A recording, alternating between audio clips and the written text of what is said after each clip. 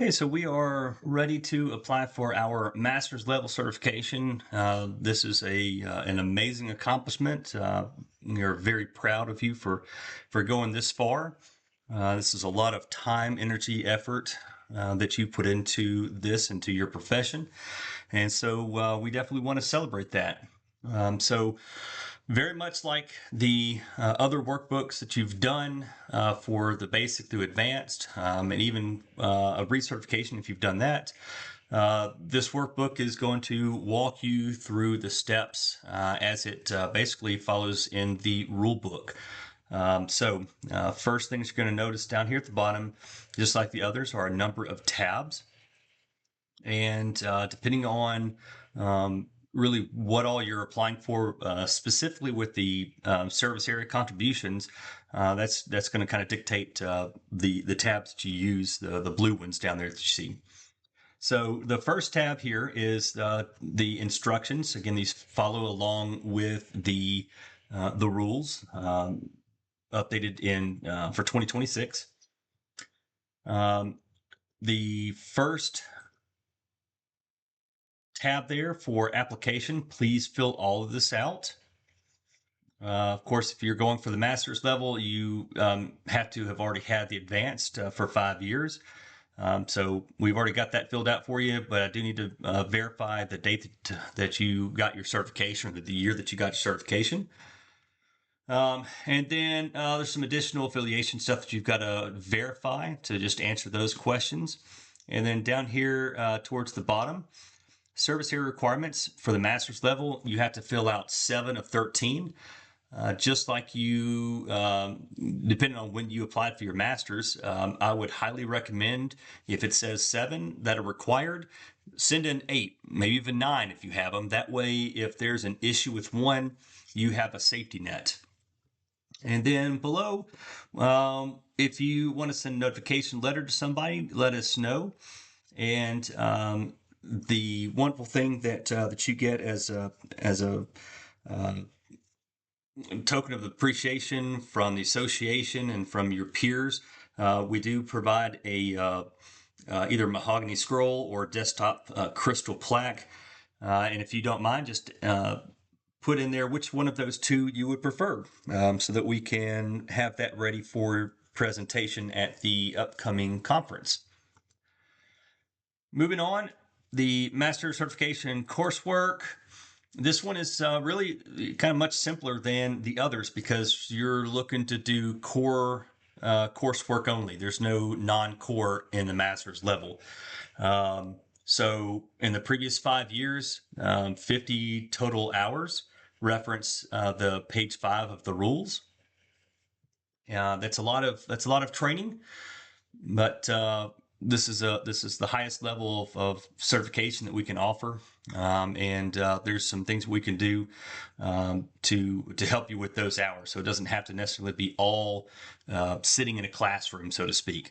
But for this one, you're just going to put the date that the course was completed, what the name of the course was, who it was sponsored by, and the number of hours. If it's a 40-hour course, you're going to see that down here, that number is going to update. And then as you scroll down to the bottom, it's going to tally all those hours for you. Moving on to instructional tab. You are allowed 50 hours max of core training taught. So you can't apply teaching Firefighter 1 here. It would need to be, teaching a 300 or 400 class, or TERT class, or CERT, or any of the other acronyms that we have out there that are really focused towards the emergency management profession. That's what we're looking for. So all you've got to do here is the date, the course that you taught, who sponsored the course, and the number of hours that you taught. Not now how many hours the course was. I want to know how many hours you actually taught. So if you only taught a 3-hour course for the 300 class, you need to put in 3 hours, not 18. Under higher education, those hours have changed a little bit. So quarter hours, you get 5 contact hours for each quarter hours taken. So if it's a 3-quarter hour class, that's 15 contact hours for you. Semester and term hours is 10 contact hours for each semester hour. So if you took a standard 3 semester hour class, that's a 30-hour contact hour. Just remember that for the master's level, only EM related coursework can count. So if you did literature 101, chemistry 101, anything like that, those don't count in the master's level certification. They need to be EM related. If there's a question or you want to verify, it is up to the applicant to ensure that they upload with their supporting documentation, like a syllabus or something that shows you that, yeah, this class, it's got a weird name, but it was talking about all this emergency management related stuff. Perfectly fine to do that. Again, we kind of fall back on the default of what is the class name. If it looks like it's something that's definitely EM related, that normally will go, but we'll also fall back on a syllabus if we have any questions.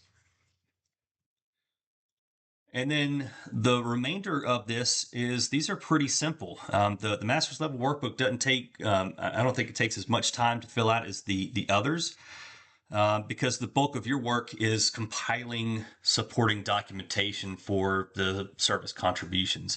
So for all of these blue tabs, the service contributions, it's pretty simple. It's for this conference one, what was the date of the conference, the name of it, how many hours, community leadership, what was your role, the organization you spent time with, the dates, and then you're just basically certifying that this was not a part of your paid job duties. Again, you can reference the rules for that. And that is the same for all of these other tabs. Okay. Clem, well, we want to know, what was the date that you were certified? That's going to be on the letter. Community involvement, exercise credit. The other, again, look on page 7 of the rules. That is going to talk about why we added this quote unquote other option, because there's a lot of things that y'all are doing out there that I may not know about, that the rest of the leadership of the association may not know about. So we want to celebrate those things that you're doing that are unique, that are contributing to the professionalism of emergency management. So put that stuff in there, and then it's up to you to pull together the supporting documentation. It's got to be pretty good, because for these other things, we know what those are. If you're giving us something new, we're probably learning about it for the first time, so we want to see what you have. All of this stuff is going to be compiled into one PDF for the service area requirements. The coursework that you take, that's all going to be compiled into one PDF file. Your instructional credit is going to be compiled into one. Your higher education, probably a transcript. The unofficial transcript is fine. That's going to be uploaded in a separate file. And then again, all of the supporting documentation there for the service contributions gets compiled into one file. So if you're applying for the master's level, when you start to do the upload process, you'll have this workbook to upload. Make sure it's in the Excel document. Don't do a save as a PDF and upload it. That doesn't work. And then you're going to have 1, 2, 3, 4 separate files of documents. And that's really just to facilitate the maybe a limitation of Smartsheet on how many independent files that can be uploaded and the file sizes. So, like I said, master's level, the coursework, all those certificates in order, combined into one PDF, scan it into as one PDF, and then upload that. Same for all the others. If you have any questions, make sure to look through the rules first, look through these instructions, and if there's still questions, then you can shoot us an email. And that email is in the workbook, it's in the rules, and on the website. So congratulations for getting this far in your career. We're super excited to celebrate this success with you. If you got any questions, email us. Otherwise, we look forward to being able to present you a plaque at the next conference. Best of luck.